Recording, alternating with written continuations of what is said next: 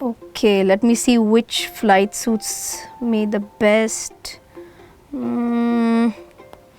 Okay, this looks fair enough. Now the hotel. Okay, this one is better. Now the tourist destinations. Okay. Right. Oh my god. It's just a 2 day trip, but it requires so much analysis. है ना? Hello everyone. Welcome to our new series Learn with Upstocks. इस series में हम ratio analysis, industry analysis, balance sheet analysis और ऐसे कई सारे topics के बारे में बात करने वाले हैं. Let's discuss the topic of industry analysis now, in which we are going to discuss about various parameters to do industry analysis, and we are also going to discuss about the Porter's 5 forces model. So like shortlisting things for a holiday requires so much of analysis. Don't you think shortlisting a company out of so many listed companies also requires a lot of analysis? Of course it will. And that's what exactly we do in our fundamental analysis. See, basically fundamental analysis involves two approaches, which is known as a top-down approach and a bottom-up approach. I'll quickly tell you what these approaches are. In a top-down approach, basically we focus on economy analysis first, then we go ahead with industry analysis, and then we go ahead with company analysis. In the bottom-up analysis, it's exactly the vice versa. But then what are we going to discuss in this video? In this video, we are going to analyze how to analyze an industry.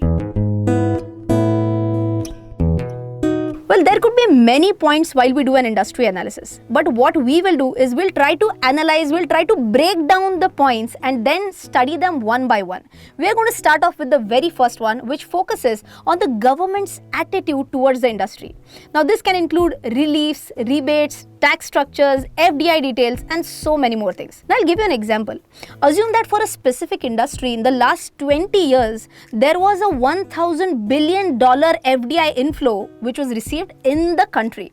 But if I compare this with the last 5 years, assume that in the last 5 years, there was an FDI inflow of $500 billion. Now, if I compare $500 billion in last 5 years, but $1,000 billion in last 20 years, can you easily analyze that in the last 5 years, that specific pickup rate of the FDI has been very high. So, is that going to be positive? Answer is absolutely yes. Now, after understanding the government's attitude or government's initiatives, now let's move on to the second point. In the second point, we try to analyze what is the size of the market as such, like the total addressable market and the market share. We can also talk about the global industry size. We can talk about the industry share to the GDP. There can be so many more points. For all these points, I'll quickly tell you an example of a cement industry. Right. India, just for your information, India is the second largest producer of cement in the world.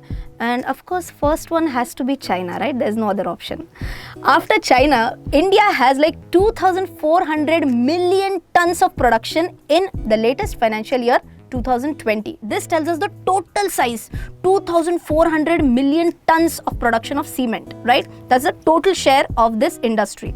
Now, for India, cement production reached 329 million tons in financial year 20, and it is projected to reach 381 million tons by financial year 2022. Remember, I had talked about the size of the industry. Now, don't you think that if the total production is going to increase at such a nice pace, then the total size of the industry will also grow?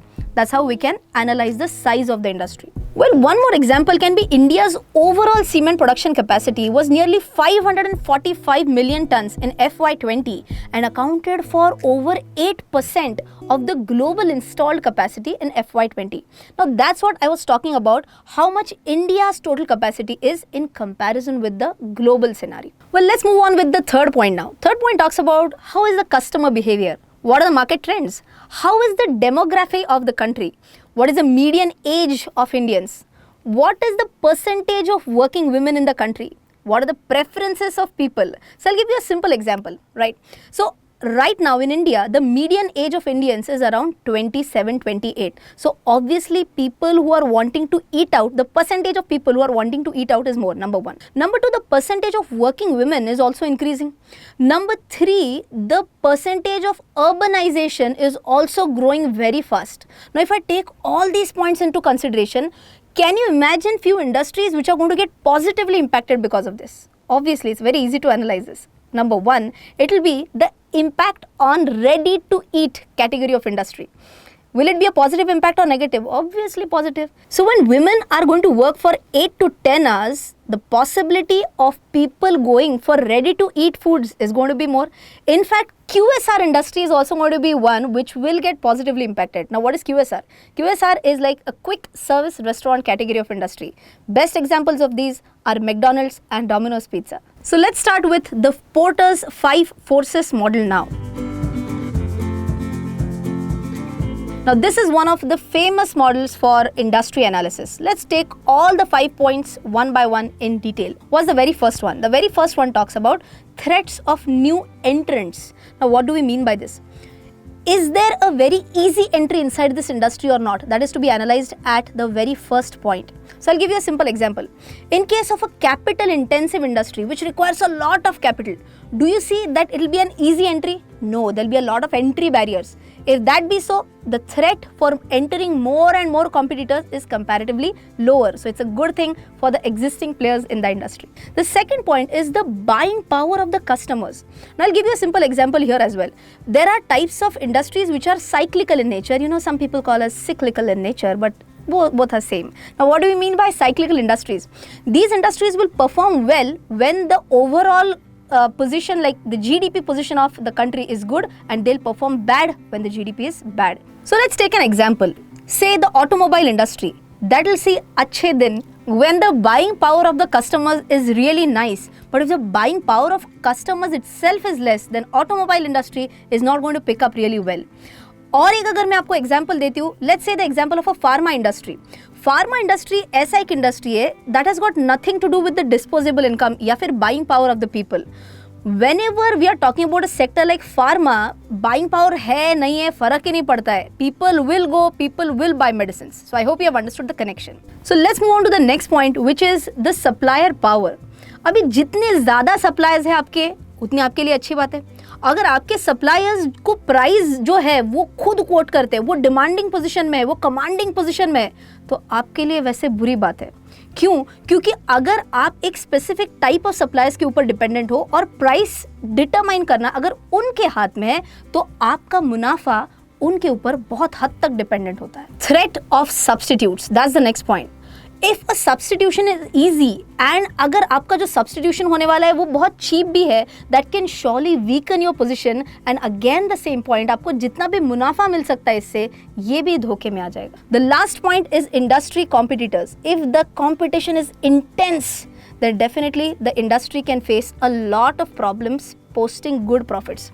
I'll give you again one more example of airline companies. You remember when there were so many airlines, Jet, Vistara, SpiceJet, so many airlines competing for having that maximum chunk of customers. Was the profitability high for either of the airlines? No. Can I say same example can be copy pasted for a telecom industry as well? So all in all, I can say that if the industry competition is a cutthroat competition, then it will never be good for that specific industry. Thank you for watching our video on industry analysis from our Learn with Upstox series. I hope you have enjoyed this video, and if you did, then don't forget to like, share and subscribe. If you have any questions regarding the video, do leave a comment in the comment section. Also, don't forget to hit the bell icon so whenever any new video is uploaded, you will be surely notified.